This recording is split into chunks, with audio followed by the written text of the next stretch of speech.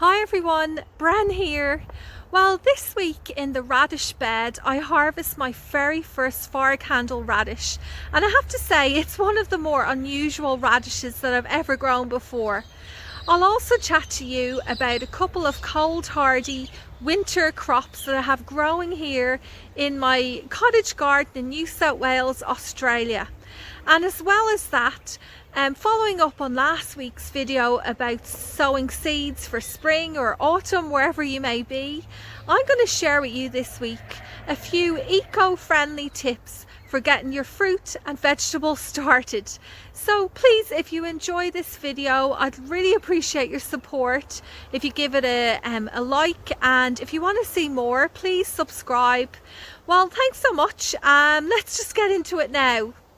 In this garden bed, I've got a mixture of different varieties of radishes, a turnip, and here along the back I have a few spring onions. But today I'm going to harvest one of these. These are called fire candle radishes, and you can see that they're very lush and green on top compared to the other varieties growing on either side of them. And when I was rooting around in this little patch last night, I noticed that this one here looks like it's ready to pull out. Okay, let's do this. So these radishes can grow as long as 15 centimeters. Oh, it's pretty firm in there. Let's check it out. Oh wow, it is quite long.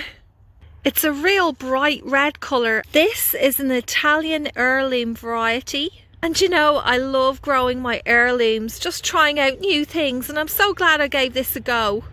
Your option for radishes can be way more than the commonly sold round varieties that you purchase in the supermarket. I'm going to snap this radish in half so we can take a look at the inside. It's actually quite translucent. I was expecting it to be more of a prominent white colour. Anyway, it smells pretty good. And you know, radishes are a wonderful beginner gardener edible to grow.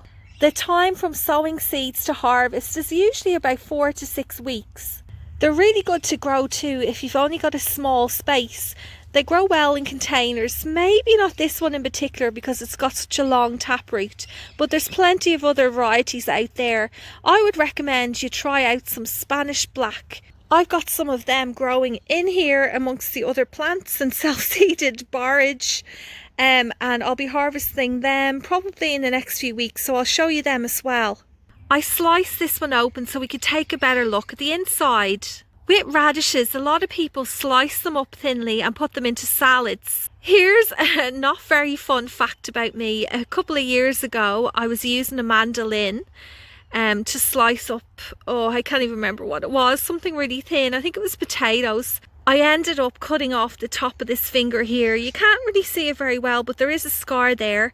And you know what? It was completely my bad because I didn't put the safety on. Silly me. Back to this radish. What I'll probably do when I get enough of these to harvest is I will put them into a roasting tray along with some carrots and some pumpkin that I grew this summer. And I'll cook them that way. Here I have some broccolini growing.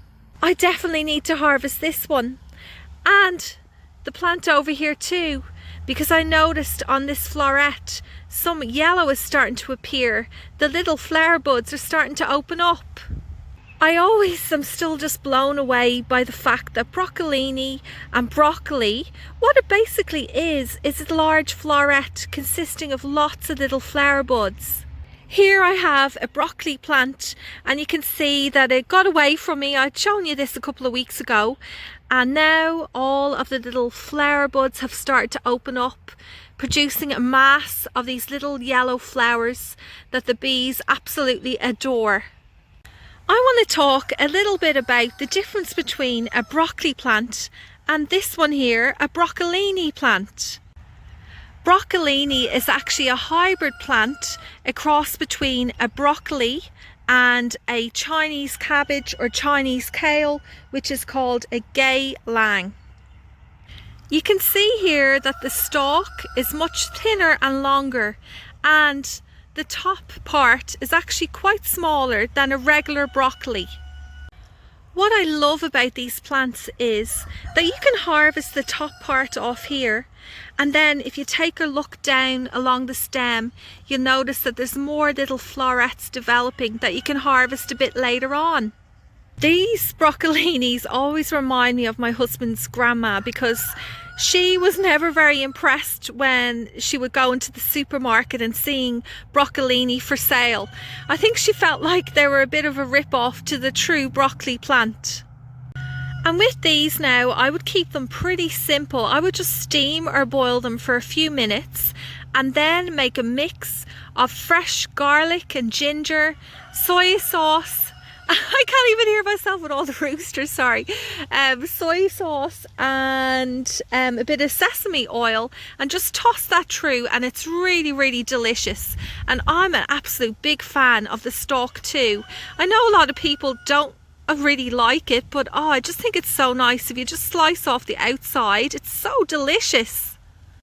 Now, I'd only be doing that now if I was putting it straight into, say, a coleslaw. Otherwise, when I'm steaming it, I leave it whole.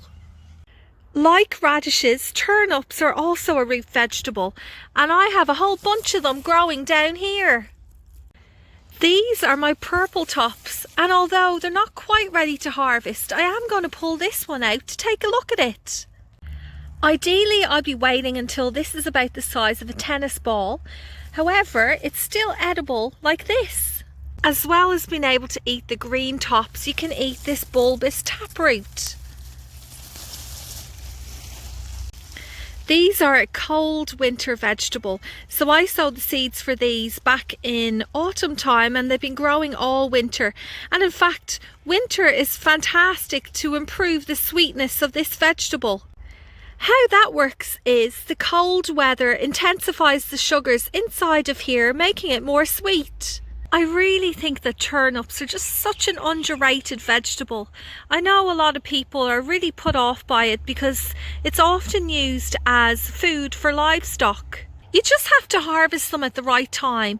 If you let these get too big, like really enormous, they start to get quite woody and they're not very pleasant to eat. So harvesting, as I said, about the size of a tennis ball or even a little bit before that, they're so delicious. I really like with these, boiling them and mashing them up with carrots. It makes a really nice side dish.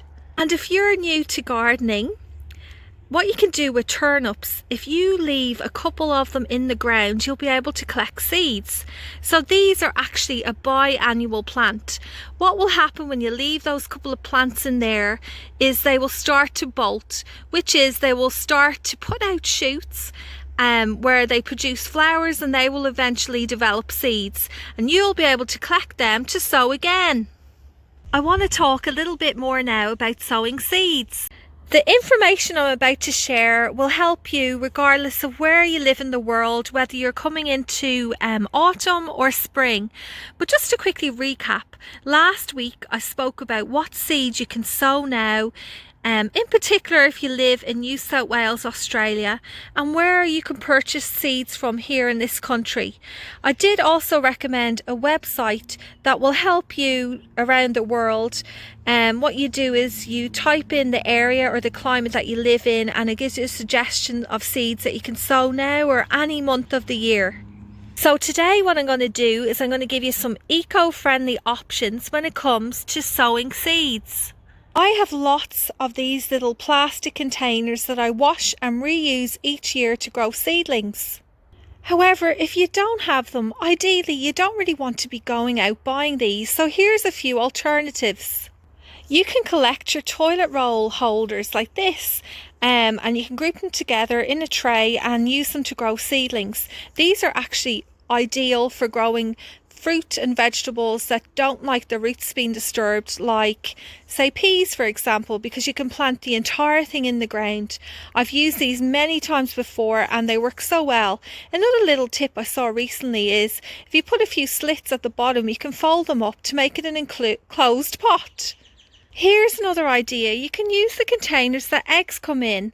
You can even actually use the eggshells themselves, but you have to make sure that you crush them up because they take quite a while to break down. Now there are lots of different things you can use for growing seedlings. But what you really need to bear in mind is that you don't want to use anything that could possibly leak chemicals into your growing seedlings, especially when they're edibles. And when it comes to labelling your plants and little trays of seedlings, how about trying to upcycle containers that you already have at home? Like, for example, these here are just cut up from a yogurt container, and I got absolutely lots from them. It saves you heaps of money having to go out and buy some, and you know, you're saving it going into refill. You can actually use these year after year. You just get a wipe and rub off the name and store them until you need them again. Well, that's about it for this week. Thank you so much for watching till the very end. Please stay safe and look after yourself and your family, and I will see you again next Friday.